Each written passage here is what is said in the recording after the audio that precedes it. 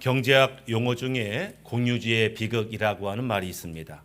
어느 마을이 목축업을 하는 마을이에요. 젖소를 키워서 우유를 팔거나 소를 파는 그런 마을이었는데 이 목초지에 풀을 구하기가 어려워요. 넓은 땅이 아니기 때문에 늘 풀 먹일 게 어려워서 천상 사료를 먹일 수밖에 없죠.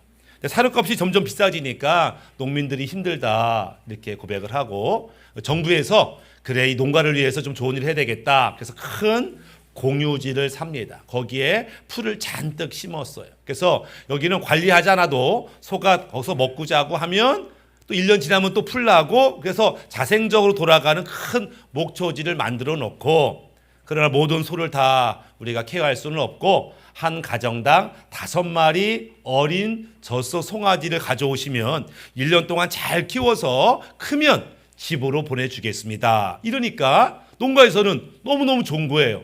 이 소 한 마리가 먹는 사료값이 보통이 아닌데 5마리 송아지를 갖다 놓으면 1년 동안 정부가 키워줘서 큰 소가 되면 팔든지 어떻게 할 수 있으니까 야 이거 좋은 일이다. 그래서 집집마다 5마리 송아지를 끌어다가 그 목초지에 집어 넣었습니다.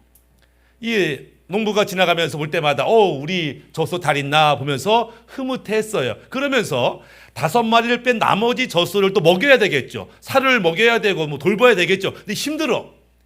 어떤 사람이 이런 생각을 했습니다. 야, 너무 힘든데 몰래 한 2-3마리 더 집어넣을까? 이런 생각을 했어요.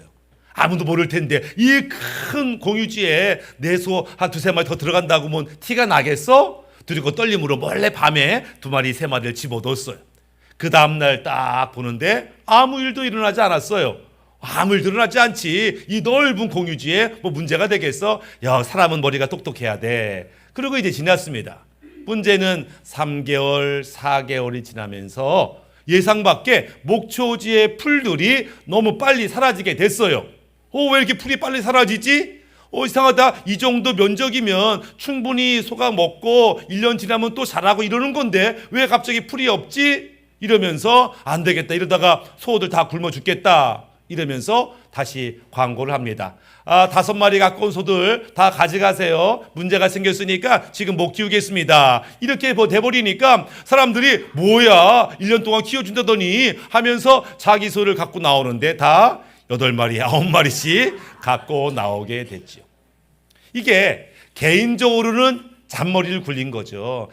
자기로는 야 내가 똑똑해, 내가 현명하지, 몰래 갖다 놨으니까 이거 손 안 들이고 소 키우는 거 아니야. 개인적으로는 똑똑한 선택을 했다고 생각했는데 결과적으로 모두에게 손해가 되는 결과를 가져왔다. 이것이 공유지의 비극이라고 하는 거예요. 내 거 아니니까 뭐 나나쯤이야 이런 생각이 전체를 어렵게 만드는 것을 보게 됩니다. 이 나라 정부에 일하시는 공무원들 똑똑하지요. 몇 년 동안 공부하고 토플 토익도 만점 받아야 되고 삼성 현대 기업에서 일하시는 분들 똑똑합니다.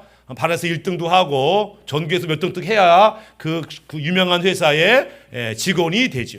그런데 정부나 기업에서 문제가 생겼다. 이거는 정부에서 일하는 사람들, 기업에서 일하는 사람들이 똑똑하지 않아서 그런 문제가 생긴 게 아니에요. 그분도 똑똑합니다. 문제는 너무 자기만을 위해서 똑똑하게 행동했기 때문에 전체적으로 문제가 발생하게 된 거예요. 나 하나만을 위한 선택, 나 자신만을 위한 선택, 그 똑똑한 선택이 전체를 병들게 하는 거예요. 우리 가정은 행복해야 됩니다. 가정이 행복해야 되는데 가정이 행복하지 않아요. 왜? 가족 구성원들이 다 자기만을 위해서 똑똑히 행동하는 거예요. 왜 내가 손해봐야 돼? 법대로 하자고 이러면서 똑똑함을 내세우고 자기 권리를 내세우면서 가정이 별로 행복하지가 않아요. 교회가 거룩해야 되고 교회가 하나님의 이름을 높여야 되는데 교회에 문제가 생긴 것은 교인들이 똑똑하지 않아서가 아니에요. 너무 똑똑해서 그래요.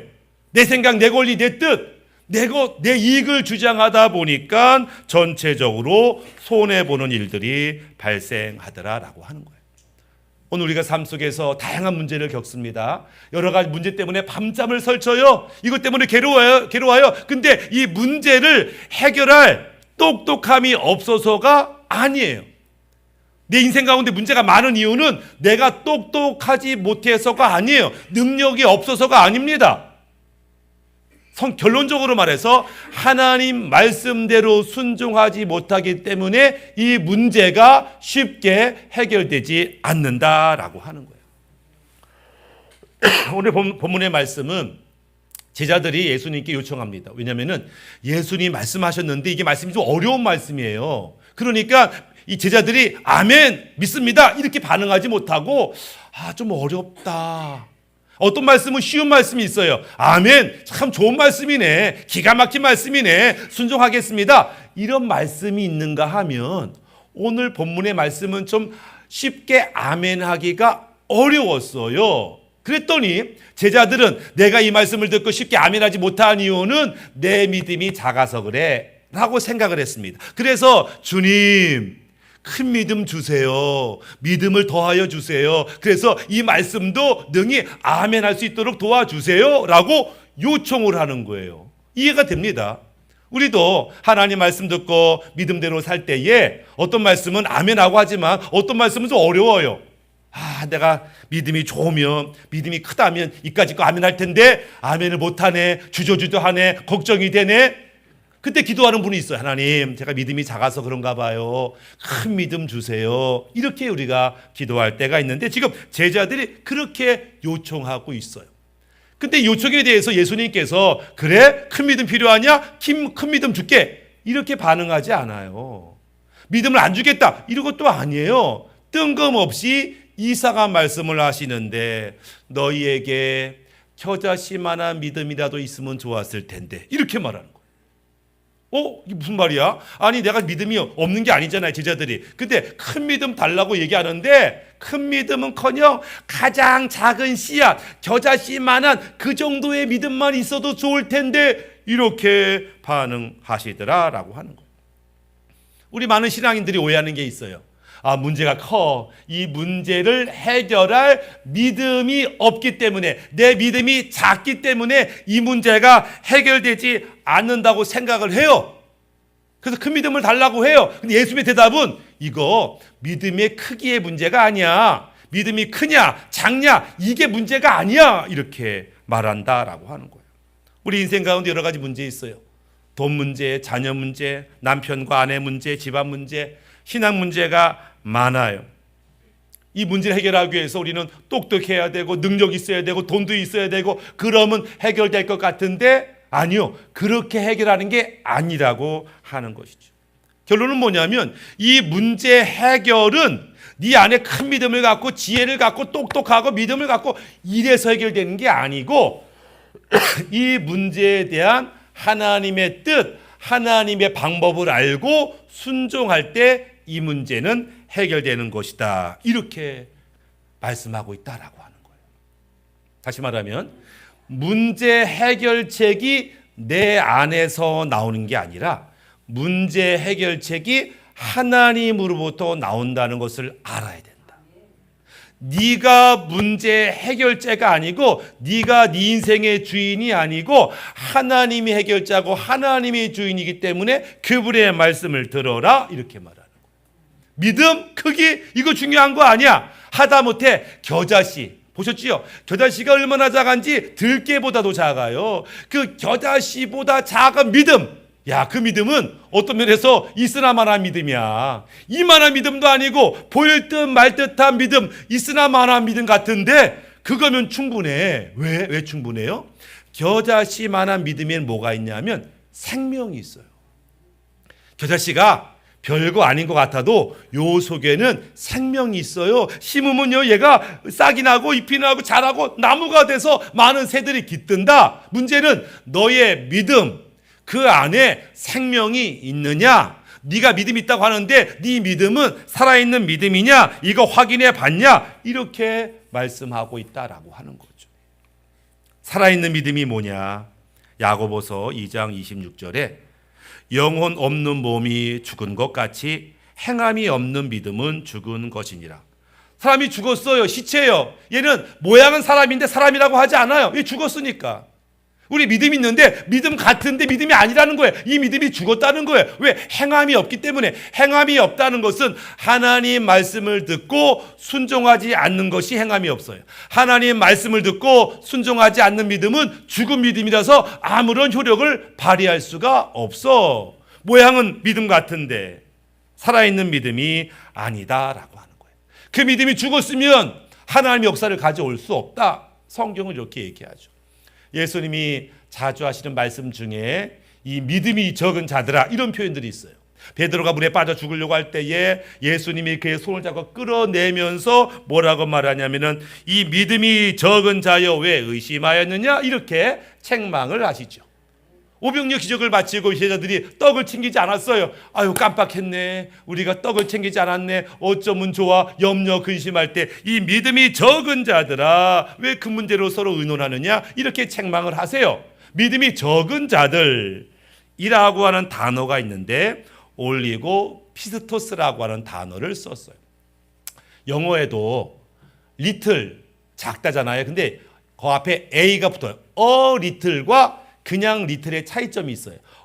리틀은 아주 작다는 거예요. 조그맣다는 거예요. 근데 그냥 리틀은 없다는 뜻이에요. 여기서 올리고 피스토스는 없다는 뜻이에요. 너 믿음 어쨌어? 얼마 전까지 믿음 있는 것 같은데 믿음이 없네. 왜? 순종하지 않았으니까. 순종하지 않는 믿음은 죽은 믿음이고 역사하지 못하는 믿음이다라고 하는 것이죠. 내 믿음이 크냐 작으냐가 중요한 게 아니고 나는 내게 하시는 그분의 말씀 앞에 순종하고 있느냐 순종하지 않냐 이게 중요한 거예요. 은사가 있냐 직분 있냐 몇 년 예수 믿었냐가 중요한 게 아니고 내게 하시는 말씀 앞에 나는 지금 결단하고 온전히 순종하고 있느냐.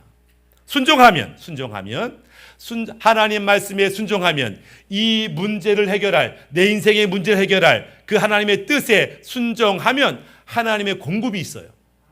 하나님의 지혜가 임하고 생명이 임하고 주의 사랑이 임하고 그 사랑과 지혜와 생명으로 문제를 해결하면 형통하게 되죠. 그 출발점은 이 문제를 향한 하나님의 뜻을 알고 순종하는 것에서 시작한다라고 하는 거예요.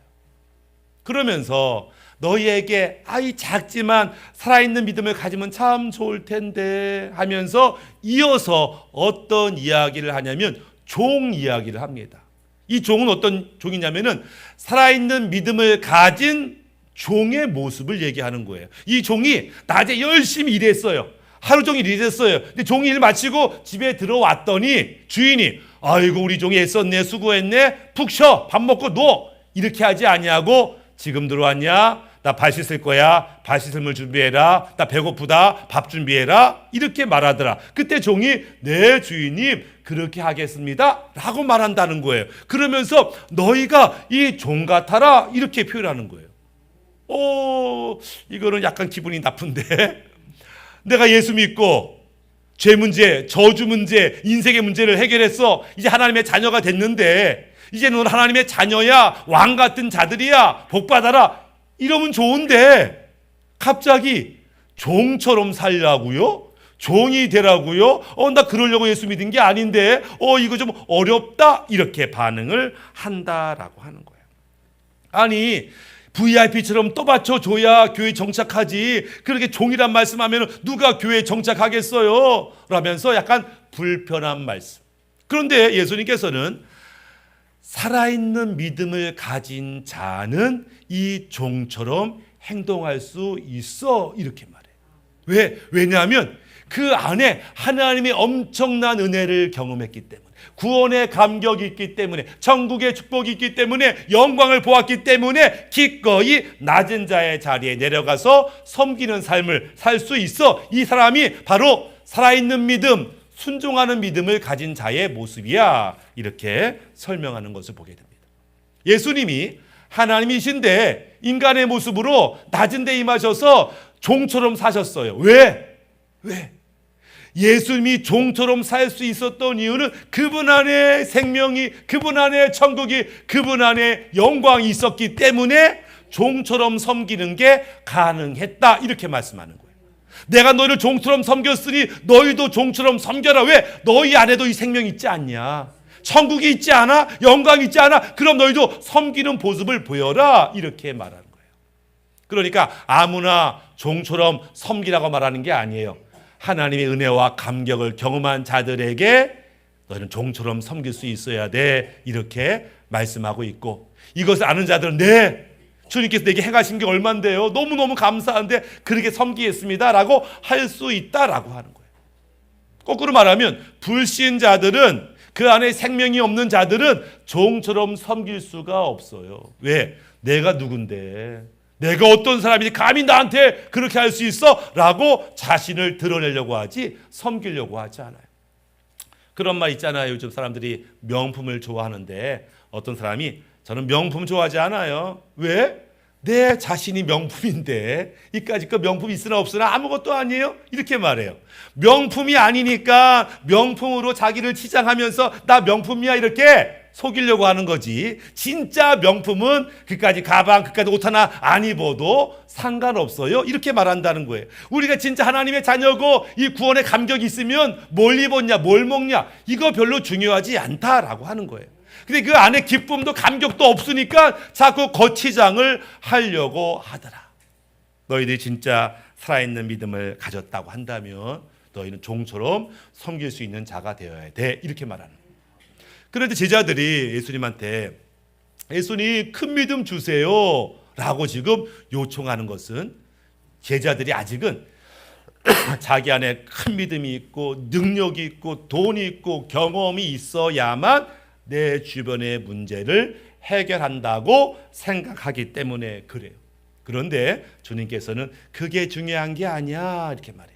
네 안에 뭐가 있냐가 중요한 게 아니야. 네 안에 비록 아무것도 없을지라도, 너의 믿음이 그 겨자씨만 할지라도 하나님 말씀에 듣고 순종하면 그분이 해결자이기 때문에, 그분이 역사할 거기 때문에 너는 기적을 경험할 수 있어. 그리고 네가 기적을 경험하고 형통을 경험하고 축복을 경험해도 너희는 교만하지 않겠지. 왜? 왜 교만하지 않아요? 내 힘으로 한 게 아니거든요. 내가 대단해서 한 게 아니거든요. 하나님의 은혜로 주어진 거기 때문에 나는 그저 내가 뭐라고 나를 기억하시고 내게 이렇게 복을 주시는가, 나를 사랑하시는가, 나를 사용하신 주님께 감사할 뿐이다. 이런 고백을 하게 된다라고 하는 거예요. 우리나라 교회가 세워질 때 최초로 오신 선교사 중에 언더우드 선교사님이 계셨습니다. 이분 미국 사람인데 한국에 왔을 때 나이가 26살. 우리를 보면 대학교 다니거나 졸업했을 그런 젊은 나이에 목숨 걸고 이 나라에 선교사로 왔어요. 오자마자 몇 년 동안 한국어 공부를 열심히 하고 한국어 좀 되니까 여기저기 전도하러 다니셨습니다. 어느 날 어느 시골 마을에 전도하러 가다가 힘들어서 주막집에 앉아서 밥을 시켰습니다. 사람들이 소문났어요. 야, 코쟁이가 왔어. 머리카락이 노래, 눈도 파래. 구경 가자. 사람들이 선교사를 구경하러 왔습니다. 와, 저놈 봐라. 희한하게 생겼네. 어머머, 저놈 봐라. 밥을 먹네. 이렇게 이제 말을 하는 거예요. 근데 이 선교사가 알아들었어요. 그러면서 제가요, 밥만 먹는 게 아니라 국도 마셔요. 이러니까 어머머, 저놈 봐. 말도 하네. 제가 말만 하는 게 아니라 글도 써요. 어머머머. 사람 신기해가지고, 근데 다들 뭐라 그래? 아, 요놈 봐라. 아, 저놈 봐라. 아, 이게 저게 이렇게 말해요. 그러니까 그를 도와주러 갔던 사람이 나중에 뭐 선교사님 기분 나쁘셨죠? 이놈 저놈하고 이것저것 하니까 기분 나쁘셨죠? 했더니 선교사가 뭐라고 대답했냐? 아니, 종이 종 취급받는데 뭐가 기분 나빠요? 종이 아닌 자를 종 취급해야 기분 나쁘지? 이렇게 대답을 했다라고 하는 거예요. 그는 왜 그렇게 말해요? 이미 그 안에 하나님의 기쁨, 생명, 영광이 충분하니까 비록 종 같은 대우를 받아도 별게 아니에요. 종처럼 낮아지는 게 별게 아니에요. 그가 종처럼 낮아졌다고 하나님이 그를 무시하겠어요? 그 주변 사람이 그를 무시하겠어요? 아니요. 그가 종처럼 낮아지면 하나님이 그를 높여주시는 거예요. 우리 역할은 스스로 낮아지는 거고 하나님 역할은 우리를 높여주는 거다. 이것이 복받은 인생을 사는 비결인 것을 봅니다. 제가 아는 장로님이 조그만 회사의 중소기업 사장님이신데 어느 날 그 회사에 제가 놀러 갔습니다. 몇 시간 있으면서 그 회사에서 가장 열심히 일하는 사람을 발견했어요. 젊은 사람, 월급 많이 받는 사람, 힘 좋은 사람 아니고 그 회사 사장님이 가장 열심히 일을 해. 사장님이 팔을 걷고 뭐 굳은 일 마다하지 아니고 여기 뛰어다니고 저기 뛰어다니고. 아니 사장님이면 저 의자에 폼 잡고 앉아가지고 커피나 마시지 왜 이렇게 열심히 뛰어다녀요? 내 회사니까. 일하는 게 기쁘고 즐거운 거예요. 마지못해 월급 때문에 하는 게 아니라 내 회사, 이것이 막 키워나가는 보람, 기쁨, 감사가 있으니까 가장 열심히 하는 것을 보게 됩니다. 교회 섬기는 것도 하나님 나라 사명도 마찬가지입니다. 이 교회가 내 하나님 아버지의 교회야.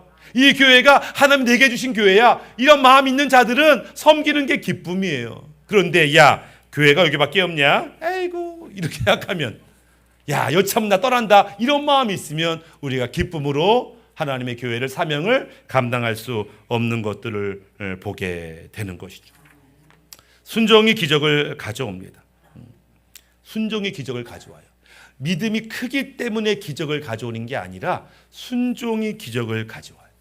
아브라함이라는 사람이 있어요. 하나님이 그를 불렀어요. 그때는 아직 아브라함이 하나님을 잘 몰랐어요. 그래도 하나님 말씀 앞에 알겠습니다 라고 갈 바를 알지 못했지만은 순종했을 때 새로운 인생이 그 인생 가운데 펼쳐졌다라고 하는 거예요. 12 제자를 부를 때 아직 그들이 뭐 공부를 열심히 한 것도 아니고 돈이 많은 것도 아니고 하나님 많이 아는 것도 아니지만 나를 따르라, 이 말씀 앞에 알겠습니다 모든 거 내려놓고 단순하게 순종했을 때 그들의 인생이 바뀌었다라고 하는 거예요.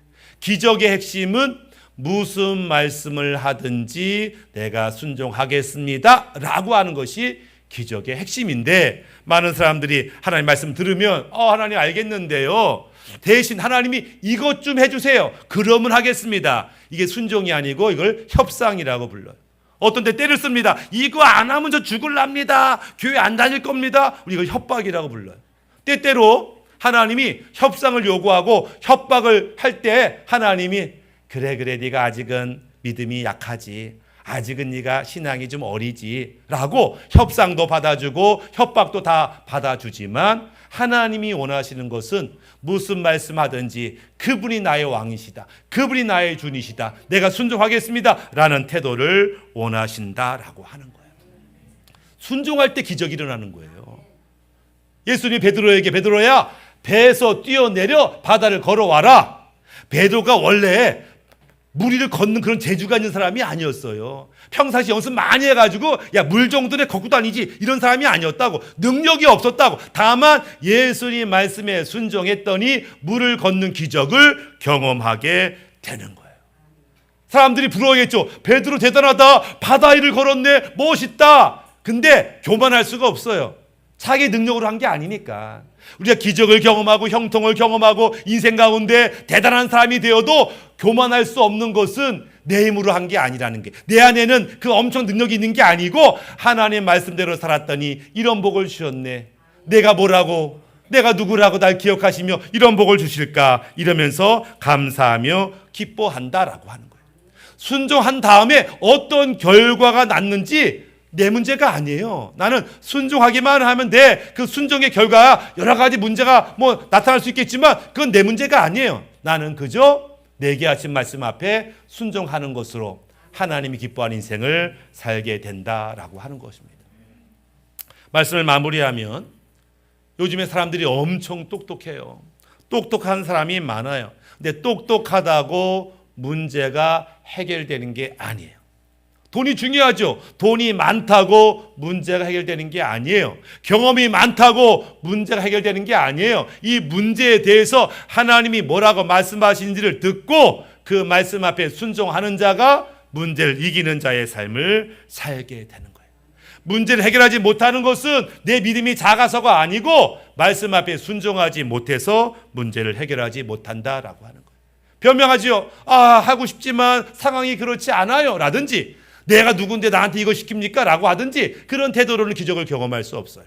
무슨 말씀하든지 나는 순종합니다, 나를 의지하지 아니하고 주님 바라보고 순종하겠습니다 라고 하는 태도가 기적을 가져오고, 그 기적 앞에서 우리는 교만할 수도 없어요. 그저 기적을 경험하며 하나님이 그때 그런 은혜를 베풀어 주셨지, 감사하다, 기쁘다, 하나님을 예배하고 찬양하는데, 우리 모두가 이런 은혜로 이 한 주간이 충만했으면 좋겠습니다.